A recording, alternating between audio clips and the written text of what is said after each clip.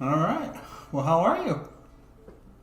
Well, you're asking me. I mean, now you're supposed to ask them. No, yeah. Well, how are you guys tonight? Everybody doing good? How are you guys? Hope you've had a great start to your weekend. Awesome weekend. Hopefully, you had an awesome weekend.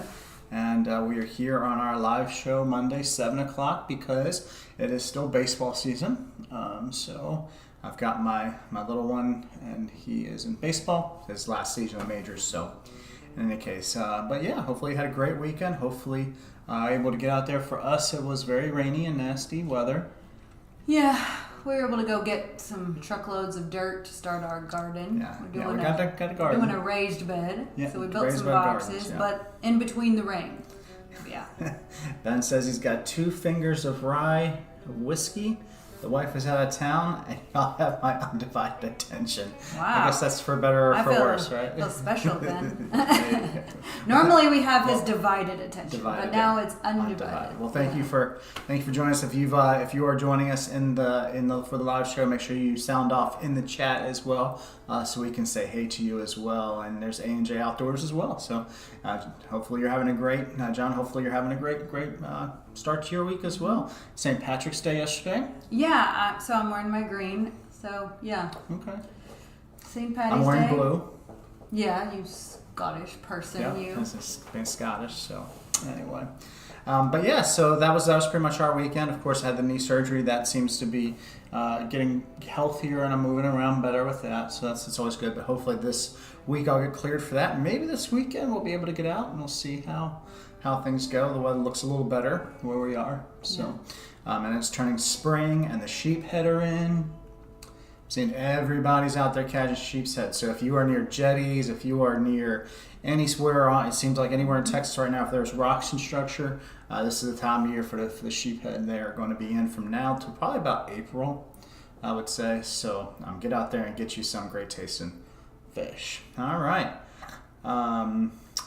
John says he's been enjoying the new grandbaby. Oh, that's right. Yes, you did. You had a. They say that if people knew how much fun being a grandparent was, they would have those first. So maybe that stays true for you, John. I don't know. Mm-hmm. But having children is definitely challenging. But maybe having grandchildren is a little better. But congratulations to you and your family on the new arrival there. You ready to get into our first story? Yeah, which one are we going to do first? I figured we'd talk about the alligator, and probably won't take quite as long, but it's just a human interest story. And the reason why this one came to mind is because our latest video that we completely screwed up the GoPro footage with. We saw alligators everywhere, and it kind of makes you think twice. But in Texas, there's a lot more regulations on hunting alligators, and you can't shoot them at all in the Neches River. Yeah. Oh, really? I didn't know that. Yeah. So I think they know that. They know that. And so the gators are like stacking up right there, and they're like, "Ooh, Neches River! Did you hear hunting wasn't allowed, dude? Let's go over there." Let's get up in there. So our latest video we saw, but I mean, I don't. Putting your hands in the water, sharks. We saw people getting attacked by sharks doing that, alligators, and that's what happened here with this guy as well. So let's go ahead and get that story up. It says, fisherman hospitalized after giant alligator bites off his hand in Florida pond. And it says, a Florida man is in the hospital after losing his hand to an alligator bite. The man was fishing Sunday in Lake County when the gator attacked him. And this was published on March 12th, so it's a little older, so not this past Sunday, but Sunday before. It says the guy was on the ground, the gator got his hand, and the two rolled. Priest's wife, Ron Priest, his wife was one of the 2 people who called 911 for help. Lake County Fire and Rescue released the calls to Fox 35, which one of the callers can be heard saying, "Hand is gone." So at first, when I read the story, I think there's 2 different versions, but I was really hard on the guy because it said at first he was trying to reel it in quickly, and so I thought, well, the guy should have just said, "Here, you take it. Once you see the gator, give him the fish." But from watching the video and hearing the other people talk about it, what actually happened is he had already caught the fish. He went down to the ground to unhook it and did not see the gator until the gator come up Yeah. So it wasn't necessarily his fault. Like he had no. It's not like he was trying to save the fish from the gator. No. The gator saw the fish while he was unhooking. Most likely, the gator was going after the fish. Yes, we think so. Because it says here, priest said the fisherman was reeling the fish when the reptile opened its jaws and chomped down the victim's hand. The gator was after the fish, is what he said. We don't know what to do if the guy was trying to unhook. And what we don't know is if the guy was trying to unhook the fish, he said. The gator ran back into the water without the fish and the fisherman. Well, that's his perspective. This guy, priest, says he was reeling in. But if you watch the video and you watch some of the other people, they're saying basically he didn't see the gator until he was unhooking it. I don't think he was trying to fight the gator for the fish. Yeah.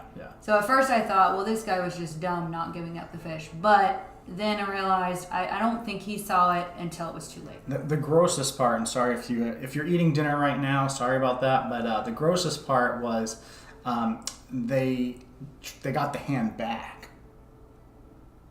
Well, they shot the gator because once they have a taste for human, they take out. Florida Fish and Wildlife can't dispose of a human part. It had to be sent to a medical facility, so in the odd chance that could have been reattached. I think it was way too late. They drove it to Orlando, so I think it was way too late, but they did take out the gator. Let me catch up on these comments here. Ben says there's been gators around Rockport for many years. You can hear the males mating calls, meaning the ladies are around too. You know, when we were in the Aransas Pass area, that was something we always were looking for, and we knew that they were. There was a couple that hung around the boat ramp. Yeah, we did see them in Aransas Pass from time. Like it was on occasion. But they kind of got, like, the couple that were there, they weren't small because I think they were eating. You know, when people clean the fish, they throw all that stuff in there, and I think they were getting their fill on that. Yeah, and so we did see that, but here where we are now, we're in the Sabine Lake, what they call the Golden Triangle area, and Neches River, Sabine Lake, Sabine Pass. We see them almost every time we're out. I mean, they are very prevalent around here. They do not like boats, though. Most of the time, when you get close to with a boat, they disappear. So I don't know. Maybe if this guy, from what I'm thinking, he was bank fishing. Yeah, he was on a pond. So, you know, it was one of those things. But, you know, ponds in Florida, I'm always, like, never getting close to the water. Yeah. When we went to Florida and we saw that pond out there, and Ben was like, I bet there's gators. And I'm like, I bet there is. Like, gators, if I'm fishing it, ain't no way I'm getting close to the bank. This is a pretty big one. The Florida Fish and Wildlife Commission shot at what it considers a nuisance gator, following protocol for gators that attack humans. The state agency says the male gator was 9 feet 3 inches long, and I love this. I was reading this last night and kind of, and I was like making a little bit of fun of this. I thought it was just kind of strange. The likelihood of a Florida resident being seriously injured during an unprovoked alligator incident in Florida is roughly only 1 in 3.1 million. And so I was like, well, C3PO said that you have the odds of 3,720 to 1 to successfully navigate an asteroid field. So I don't know if that helps you, but in any case. Stanley, Orchard, hey, glad you stopped by. Hopefully you're having a great night. We're talking about this giant alligator that bit off a guy's hand in Florida to start the night off with. And I actually, after kind of thinking about this story, I'm kind of proud of the guy. I know he probably did not see him when he went to approach but he got away. And, 9 foot means he's bigger than any man at 9 feet. Yeah. And he's strong and powerful, and they went for a roll, and this guy survived. Yeah, so that's, there's something to be said there. This alligator was not. He got away. The alligator's like looking for an easy meal, but that's it. And we got Grant here too. So we got the whole outdoors crew is in the chat with us tonight. And if I don't know who's in the chat. I don't know if everybody's in the chat, but if you've not sounded off in the chat, let us know you're here. But if you have not picked up the outdoors crew, if you're not subscribed to their channel, they have a separate channel for their live stream. So make sure that you do that. But you can go on there and you can subscribe to the outdoors crew. And watch that. They are tomorrow night. No, they have their live streams on Tuesdays. So make sure you check that out as well. And let's see, Ben says maybe the gator is a Caribbean and doesn't like the odds. Yeah, that's what I was like, yeah, maybe he just doesn't like the odds. Never tell me the odds kind of thing,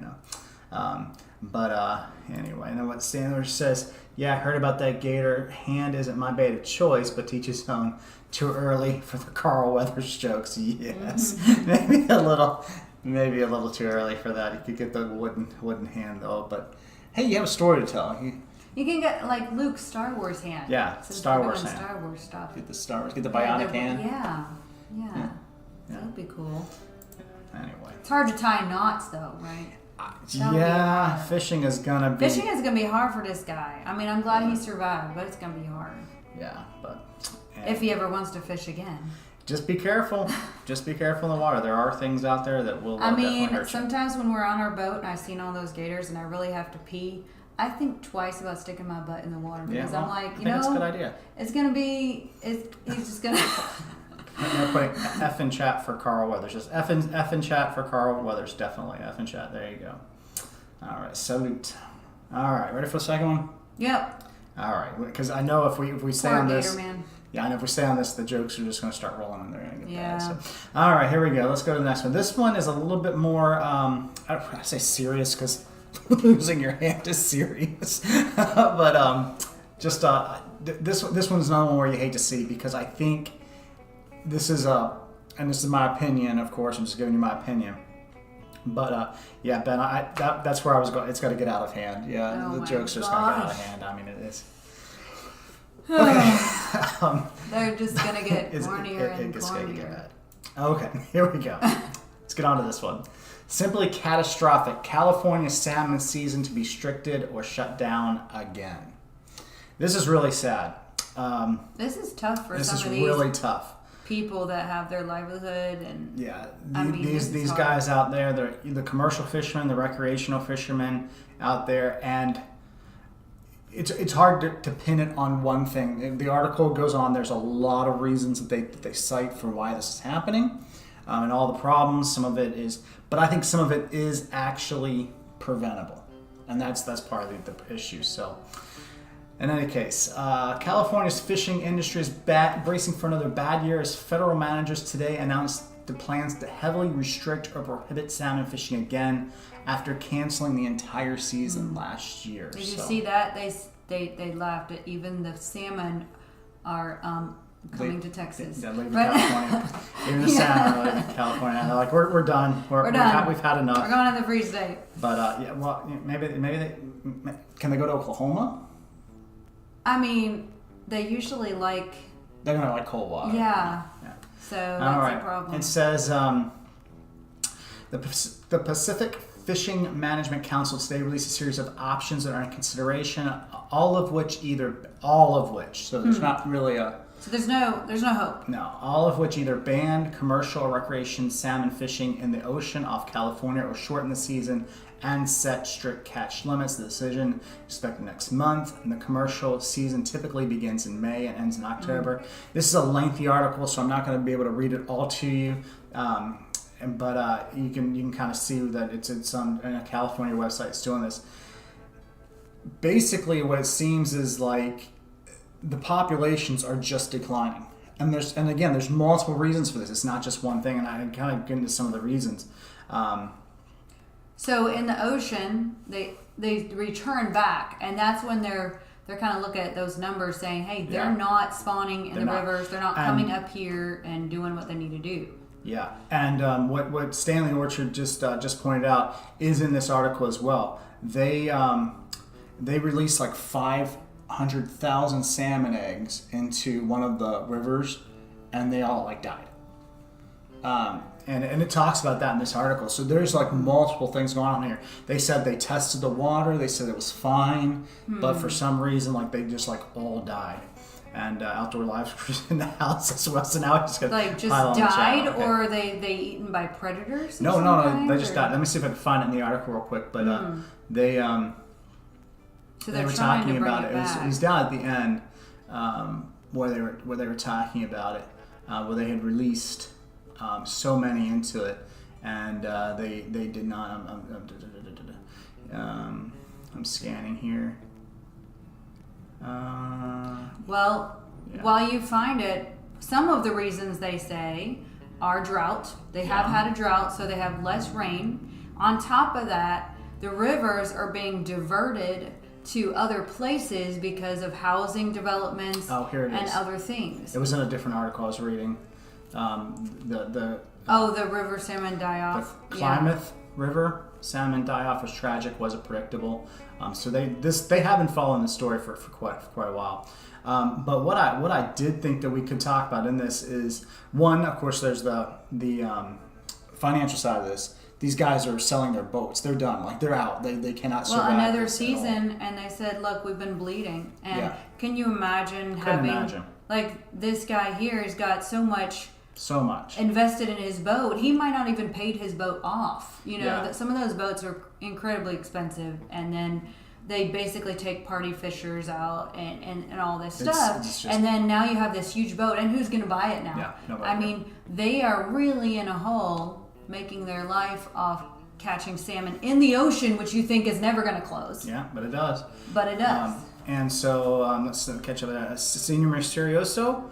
Welcome. Thank you for taking the time out of your schedule to be with us. And Outdoors Fishing Dream, good morning. So I guess that you're somewhere else in the world if you're saying good morning, because we would say good evening. But Outdoors Fishing Dream, thanks for joining us. I much appreciate it. Hopefully you're doing well as well. Ben says, in Alaska last year at a salmon nursery, asked about unintended consequences of breeding salmon.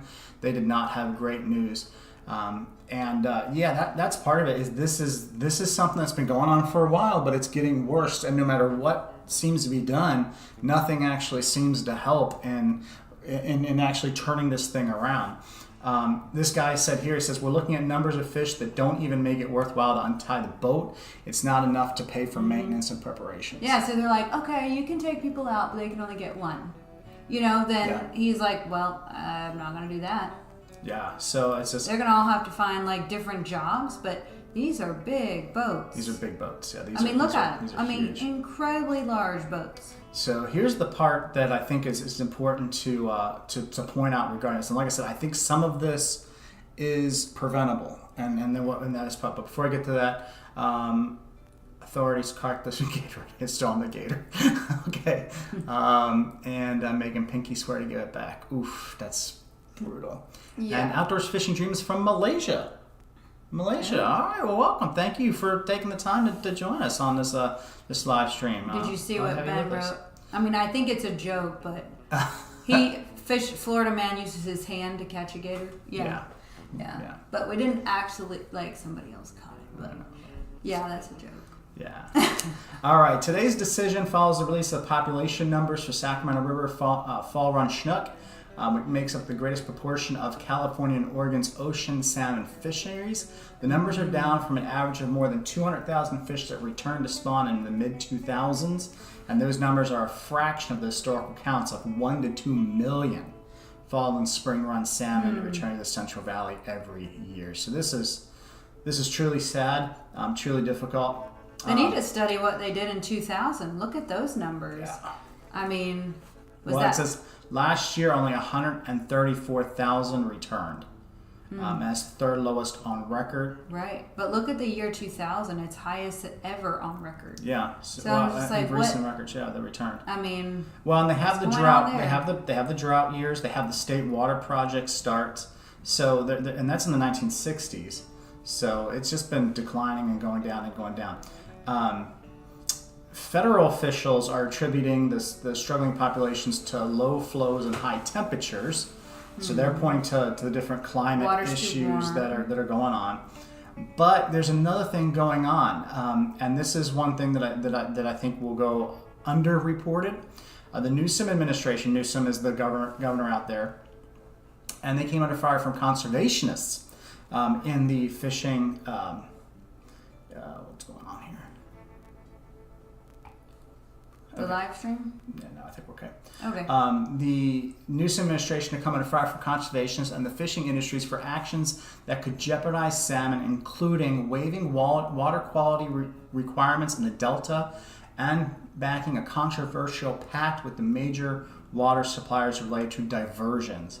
And what they're doing is, because Southern California, there's basically no water. They're diverting water into agricultural areas, and they're lowering the river waters and the reservoirs and the ponds and everything upstream from that.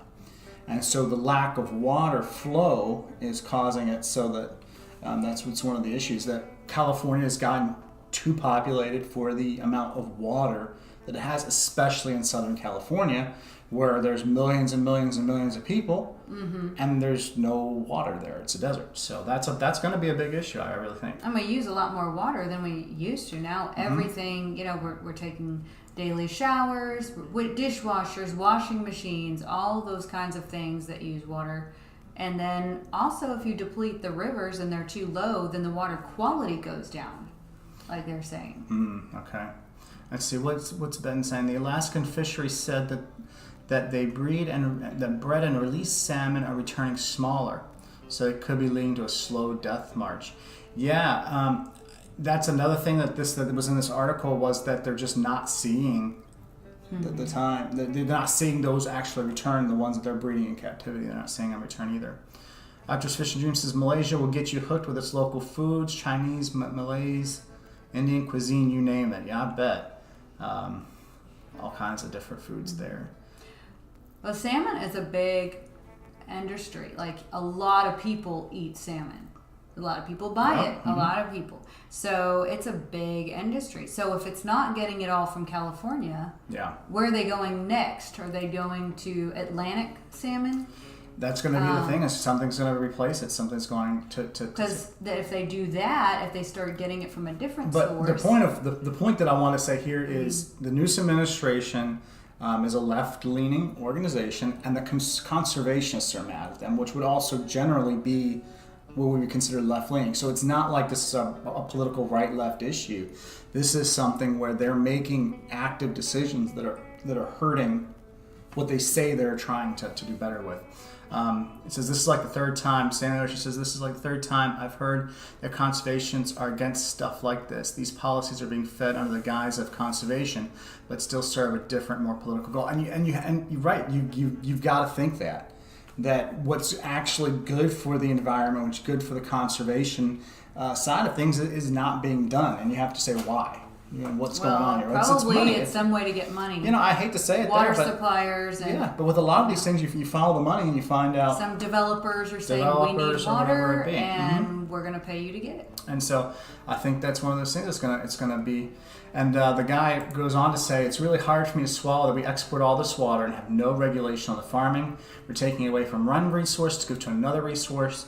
And I don't understand how we can let that happen, especially since the salmon are a natural resource. Yeah, and you need that for food, and I think that guy kind of puts the bottom line on it. It's like you're robbing Peter to pay Paul, and it's nothing's working. It's not going to work because you're not allowing the environment to actually dictate to you. You're trying to dictate to the environment, and it doesn't work that way. So. I mean, I understand about farming. We do need some farming, but at the same time, food per space, like salmon provides much more needed protein and food than acres and acres of farming does. And it's natural. So let's catch up with the...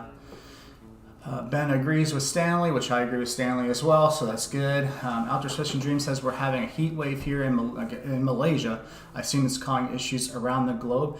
I'm not enough of a global weather person to know, but I know that here it feels like it's been cooler than normal. Yeah, we don't necessarily have a heat wave. But they said that we're getting an El Nino this year, so maybe that'll play into it. But those sort of weather phenomenon do affect the fisheries as well. I mean, we have to acknowledge that. That's definitely going to. Yes, but we don't need the added stress of diverting water from the river. No. Yeah, that's that's probably even though there's normal droughts and things like that, like you saw in 1960s, you saw it go up and down, but those are natural occurrences and they will come back naturally. But if you take the water forever, they're not going to come back naturally forever. And here's the, I'll get to the rest of the article before we get the catch. I'll start buying stock options in canned piggy perch now. Yes, you can look at this as a business opportunity. Maybe we can start canning ladyfish. Start canning ladyfish, and are they going to come after the whiting as well, or piggy perch, or porgies maybe? Start canning some of that. Ew. rainbow trout, canned rainbow trout. I'm not gonna eat canned rainbow trout. No. Yeah, I gotta eat canned rainbow trout. I wonder how many times you eat fish that is labeled one thing and it really is something else. I bet that happens a lot. I'll eat tuna canned, albacore, and I'll also eat salmon canned, but that's about it. Stanley says, gorgeous here, which is a little unseasonable, which makes me fear August is going to look like. That's where I am. It's like, it's going to get warmer, and then when it hits, it's going to hit. Where's cancel culture where you really need it? Yeah, no kidding. I agree with that too. And the last part of this article is probably one of the most devastating, I think. Let me get to it real quick before I get to the rest of the comments. Perpetual situation for the Yurok tribe, and I hope I'm pronouncing that right. This is a group of Indians who live in that area, Native Americans that live in that area, and they are being impacted. This is like part of their way of life, and they are being impacted by the salmon fishery problems. He says that they're expecting, which they're far northern California, so we're not talking about where they're diverting all the water. They're changing all the water. The salmon are not getting up the stream, so here we go. And far northern California is expecting restrictions this year as well based on the Pacific Fishery Management Council's Klamath tribal allocation of roughly 6,300 to 6,600 fish. And he says, what we're looking at now, that's not enough for one fish for every tribal member. A typical family could use maybe 30 or 40, maybe even 50 fish a year, and they only have one. And again, this is their way of life. This is what they, for thousands of years. We probably eat between 30 and 50 fish a year, at least. They said that they have canceled their commercial fisheries, which again, I mean, generally speaking, Native American populations are not known to be having plenty. A lot of those populations really struggle. They can serve on their own, yeah. They really do struggle for just that's just part of it. So this is just devastating for them as well. And it says we're salmon people. That's who we are. To have that opportunity not be there was very, very devastating on so many levels. It's not just about food; it's about culture. And so again, that's their way of life.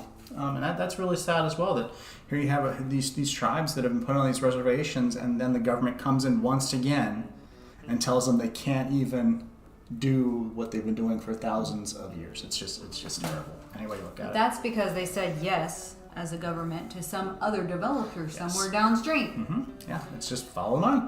Let me catch up on the comments here. It says, Outdoors Fish Stream, sorry to hear that, Stanley. The weather here is cooking me alive, 96 degrees.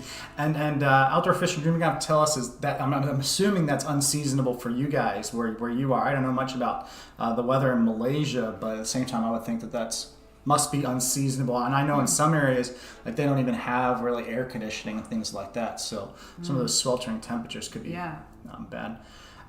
Question for Ben and Karen living in the Sabine area. Are there fish eating cautions in the area because of the refining industry like in Texas City? No, we have not experienced anything like that. The only thing that we do here is mercury levels, which is normal, I think, for any fishing industry. We do hear every once in a while mercury levels, but we haven't had any fish advisories or things like that put out. And part of that, I think, is because the refineries and things that are here, even though they're shipping through the water, they're not actually using the water in what they do. So I think that's a little bit. They ship a lot through the channels and the rivers. Sabine Lake proper, we don't see a lot of ships in at all. No, Sabine Lake you never see. It gets a lot of the Gulf. Yeah, no, Sabine Lake, I think because they have the ship channel where all the shipping goes through, and of course the intercoastal. But Sabine Lake itself is separate from that, and then of course you got Sabine Pass, which would take you out to the Gulf. So we've not had any of those issues here. A while ago, I read. But don't tell anybody, because then they're gonna come here and say, no, Texas City Dike. That's where you want to go. You want to go to Texas City. It's much better fishing down there. Before we moved here, though, I did do some research on that because I was wondering, can you eat the fish? I've heard this or that. And when they did used to have a regulation on it, it wasn't a harsh one. For example, it would say don't eat more than 3 flounder in 1 week. Okay. Yeah. Okay, so even though it had some sort of regulation a while back for one reason or another, it was more like don't eat this many in a week, not like don't eat this many in a month. So, which I would say most people aren't eating it every single day. So that was kind of like the caution. Yeah. But they don't have that advisory. But that's the only thing I could find when I was thinking about. And let's see, Stanley which says water is going to be the hot new commodity in lesser time. You think, that is a concern. Karen and I were talking at dinner about all the people moving into Texas, and water is a finite resource in the sense there's only so much of it, and especially in different areas. So when you get to like areas where do not get much rainfall, and you're growing and expanding in those areas, you've got to realize that those natural resources that we come to take for granted, they're not without their limits. So it's gonna cause an issue, and I don't know. I'm not a city planner, obviously, so I don't know how all these things happen. So if any of you have any experience with that, let us know. I could be way off on that, but it would seem to me like if you're not thinking about these resources, you're gonna start having the same issues they're having in California, where your fisheries now are being devastated because of the impacts there on the environment. So.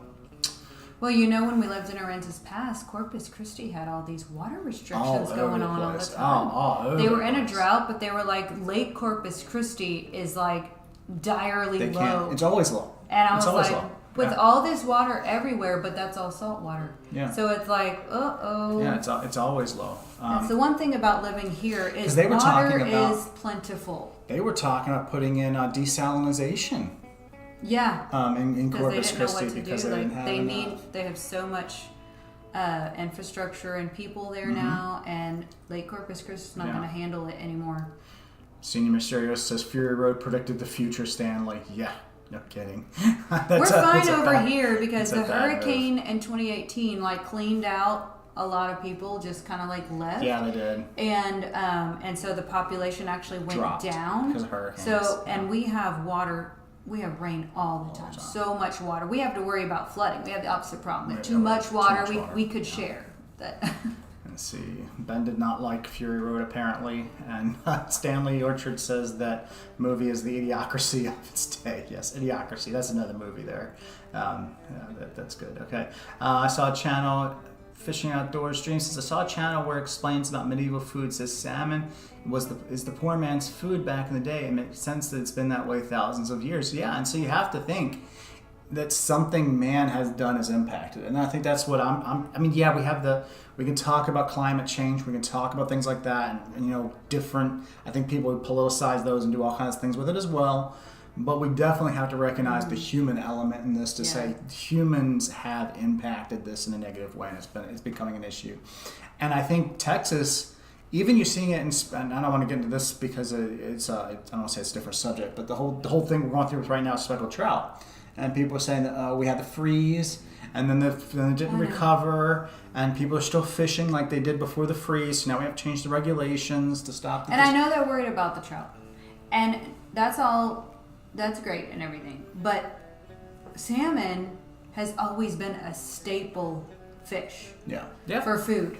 It is a staple fish, because there was so plenty, it was easy to catch, all that stuff. So I can't imagine going without salmon as a food group, because even though people do like sea trout, not that many people eat sea trout as much as salmon. Yeah, it's just not there's not as much food per pound and everything. So lose it as a staple, that would be incredibly unfortunate. Yeah, this is true. Outdoors in the U.S. early days, lobster was considered a trash food and eaten by poor people. Yeah, and even here we learned crayfish. Yeah, well, I still consider those trash. You're not eating that. Okay. I'll eat a fish over a lobster every day. Yeah, crayfish or lobster, not into that. Outdoors Fishing Dream says there's this tech that turns saltwater drink water, though not sure if it's sustainable. Yeah, that's Israel is what they do. They desalinate the Mediterranean. It does have, but it does have a toxic waste issue, from what I understand too. So that's something that's very expensive. Stanley Orchard says, "Oof, yeah, I got a red tide poisoning from Corpus clams once, messed me up." Are you serious? You still got nerve damage from it? No kidding. Wow. Porpoise clams. Yeah, I guess from. See. I don't eat that kind of stuff. Yeah, I don't eat them. So clams, lobsters. I stick with the fish. I would. Yeah, that's like that. Texas Parks and Wildlife website shows Sabine Lake area does restrictions for gaff top sail catfish due to PCBs. Yeah, we don't eat gaff top that often. I mean, we do every once in a while, like when we're really low on fish, but not enough to. No, we don't. No, not enough to have any problems there. But good to know. Thank you for that, Senior Mysterio. So much appreciated. Sanders says, yeah, at one time Menhaden was more valued catch than lobster. Whew. Yeah, I don't know why. But then again, herring, all those little bait fish, maybe because they could catch them easy. Could be, I don't know. Really, wow, just on the gaff top though. Yeah, the gaff top again. Let's see. Got me scared now. yeah, nerve damage. No kidding. I did not know that, man. That's wrecking. And to think that eating clams in Corpus Christi once got you. Yeah, maybe it was like attached to something bad. I don't know. Yeah, salmon. The only salmon I've had has been I've had it on cruises and things like that. I haven't really. We don't get it here. I mean, often, because so. we don't catch it. We don't eat a lot of salmon, but it's in all the restaurants. That's what you do. Yeah. No, it's it's in it's in every Sam's Club. I mean, it's most of the time it's probably even farm raised. I would maybe. think. Yeah, so I haven't had salmon very often either. Grant, it's something that you can smoke it. You can do a lot of things with it. Yeah, but farm raised salmon does not taste good. You need the Atlantic one or the Pacific one, real. Stanley says, real "Do gaff top live longer? Is it because they have less oxygenated water?" That's interesting. Yeah, I don't know. That's something. I do know. I'll have to look that up. It could be. I don't know, but I do know around here that. we've got the biggest gaff tops we've ever caught before. Huge. They do get huge. Absolutely huge. So they probably do live a little bit longer in this lake. I don't know why they're absolutely huge. But I'm gonna have to do. I'll ask some questions about that, and I'll find out more about the gaff top in this area and why they do get that's really true big, and why it's not on anything else. But they do get bigger. Even the surf around here, they're huge. So, but I'll try and find out more about that. Outdoors Fishing Dream says time to start eating bass. Yeah, that's going to be a hard convincing people to do eat bass, especially around here because they turn them into tournament bass with the share lunker programs. We're talking about double-digit bass and things. I've eaten my share of black bass, but. John, thanks for stopping by the channel. Thanks for stopping, hanging out with us for a little bit. Enjoy your grandbaby, and we'll catch y'all soon. All right, we got one more thing that we need to deal with before we wrap this up, and we'll try and make this quick, but I think it'll be helpful. If you are looking for fishing tips and things like that, I think this is a very helpful piece of advice that comes. So let's go ahead and get to unsolicited advice.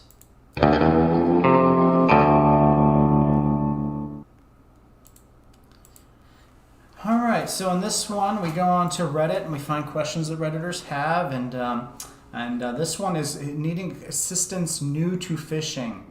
Says, yes, because I'm almost out of whiskey. Ooh. All right, it says, I'm fishing in South Georgia in swampy alligator bodies of water that are also releasing grass carp into. I know it's March, it's still a little chilly, but I fished every day in different spots. I even drove up to PFA in Tifton and caught nothing. I'm extremely patient. I've tried fishing all times of day. I've tried raw bait, worms, topwater frogs, plastic bait, scented plastic bait, rattled bottom. Nothing works. I caught a teeny bluegill on my first cast yesterday around 6 p.m. using a previously frozen worm and a regular bobber. Multiple bites after this, but then began to wane as it got closer to raining. What can I do differently? There are a lot of things in that question that we could potentially help with. Bait selection, time of day, just all those sort of things, and all that does matter very much. Without knowing the specific bodies of water and things people are fishing, it is hard to say, throw this bait or try this different thing. There's a lot of different, go on channels, or YouTube is full of channels. There's in South Georgia, there's plenty of people fishing in those waters. They're posting their videos. So get out there and find that. It could be the bait that you're using. It could be the time of day. It could be all those things. So if you have any thoughts, let us know in the chat what you think as well that could help out this guy who's new to fishing and needing assistance. And yeah, somehow Gator's Ben got worked back into the story. Yes, again. yes, alligator bodies of water. But you know, if he hasn't caught anything and he's gone back at different times, different baits, he might not. He might try a different body of water. Yeah, it could be the body of water. It could be things. But one of the things that, and Stanley Orchard just said it, and so did Ben.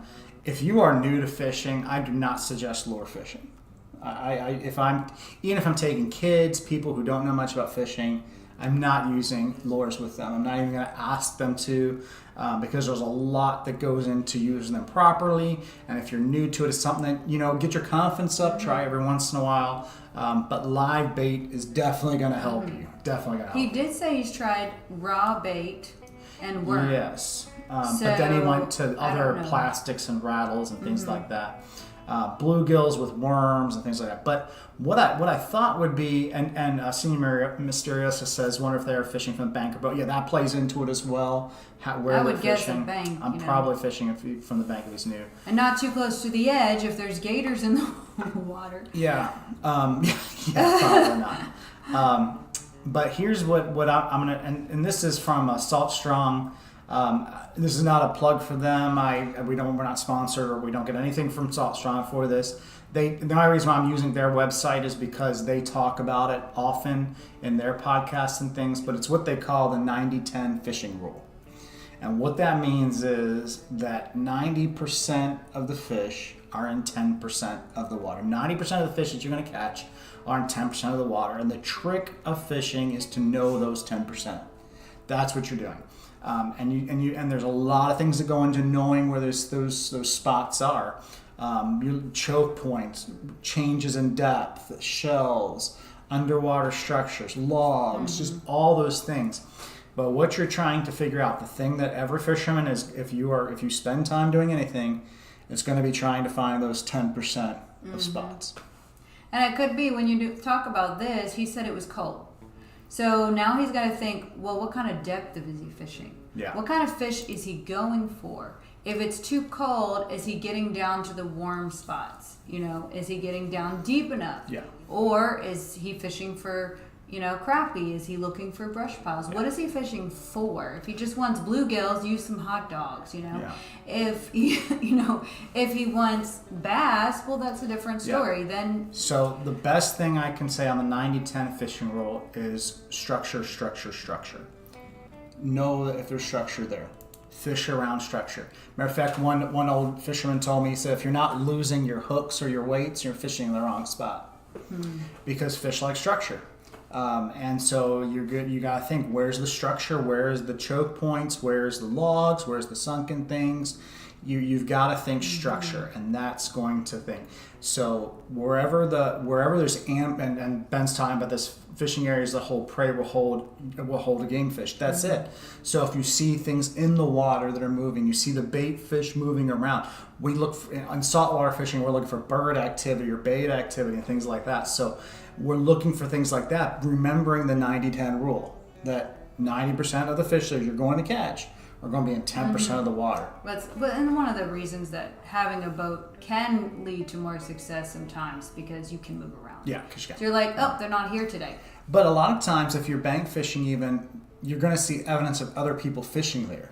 So if you're fishing in a spot and you don't see any other evidence of a human ever having been there, then that probably is not going to be a good spot, because fishermen aren't going there. So that's going to be something else that's going to do that. Let me see back to the question, if anybody's got any help from here. Ben says, are freshwater fishing areas susceptible to tide actions of lunar cycles? I don't know about lunar cycles, but I know barometric pressure. My dad, he always talked about barometric pressure, and he said if the barometric pressure was moving, it was good. If it was flat, it's not going to be a good fishing day. I don't know the validity of that, but I don't know any science for that. But that was something that he always said, was the barometric pressure does cause the fish to react. But he did, when there was a full moon, we tend to fish at night. Yeah, during the day, it's like not good when you got full moon. Yeah, so we did night fishing during a full moon was another thing. Fishing areas that hold prey will hold game fish, absolutely. Stanley agrees with that. It's a solid rule. Let's see. Ben says, I'm thinking back to Stanley's video of the water around Austin, seeing the fish that swim around those structures. Yeah, that's true. But what Stanley was just saying there is right. The spot was holding fish, even though they were lying.